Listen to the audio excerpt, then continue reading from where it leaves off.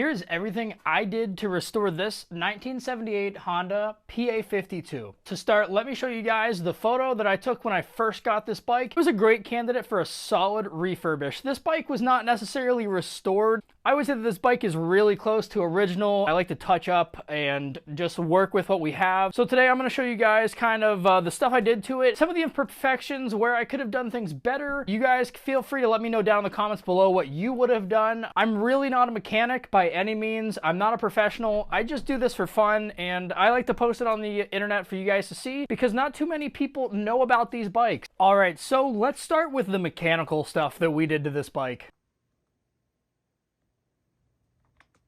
So as far as upgrades, we put a brand new 50cc cylinder on the bike. Nothing special there, no extra ports or anything like that. We have the original head on it.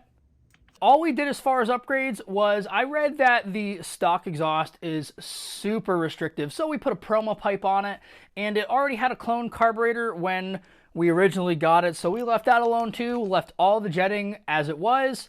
We installed a brand new belt on it. Everything got new gaskets, new seals, the motor was completely torn down, everything was checked, bearings, seals was replaced, and honestly this was the first time I'd ever done one of these bikes. I love the fact that you didn't have to reset the timing and that Honda just made it so you put it on right and it's timed perfectly. I'm sure you guys are probably wondering how fast it goes now that it has the new pipe and a clone carburetor. I topped it out at about 36 miles per hour. I'm not really hauling too much on this bike because it is in a break-in period with the new cylinder. So I've only really done about half throttle, fluctuating from about a quarter throttle to 3/4 throttle. So I haven't really done a lot of full throttling just to be safe. It got a brand new chain on it as well. This bike was 100% disassembled, reassembled. Everything was re-lubed, re-greased, and if anything needed adjusted, I did that also at that time. This bike does look beautiful, but it does have some cosmetic flaws that we were able to kind of cover up. We weren't trying to spend a lot of money when we restored this bike, so let me show you guys some of the stuff that we had to overcome during this project. There was a lot of scratches and big rust areas that we ended up cleaning out and just covering up with a paint after we cleaned it really good. I ended up getting a paint match. Close up, it doesn't look great.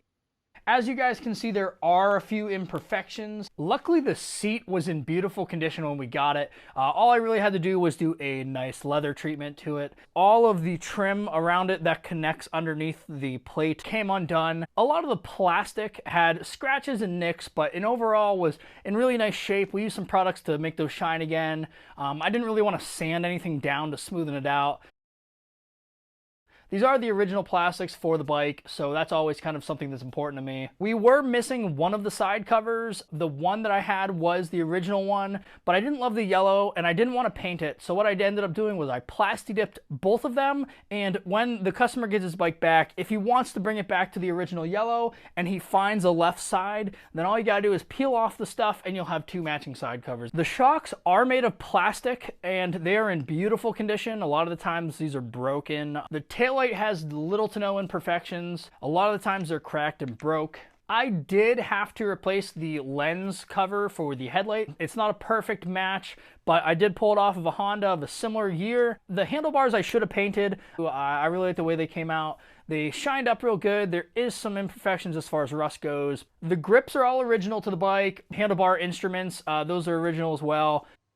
It's really nice to see the red original paint inside of it too. The original horn works on the bike. I was hoping to take this bike out for a ride today to do a little bit more, but it's raining. But now let's talk about the worst part about this bike. I had a little back and forth with the customer if we wanted to fix it or if we didn't. It would definitely take up a big portion of the budget, and in the end of the day he just wanted something that looked good and rode really good, so that's what we gave him. As you guys can see, there are a lot of imperfections in the chrome. If you look really close, you guys probably didn't even notice the chrome looks really bad. All you gotta do is replace these parts and you guys are all good, but that really just comes down to how much you want to spend on a build. As you guys can see, these are brand new tires and tubes on the bike as well. Usually the splines on the gas tank are chrome. I put some black trim on it and I really like it. I'm super happy I went with the black instead of the chrome. Again, I like to keep it as original as possible. I do want to know what you guys think about how this project came out and if there was anything that you would have done different. I hope you guys enjoyed the social media posts that we've been putting on the PA50, and I got a good one coming out because today I picked out a new bike. And if you guys want to see that bike and more exclusive content, make sure to subscribe on Instagram. Those guys already know what bike we're doing next, and you guys have no idea. So, thanks guys. Have a good one. See you in the next one.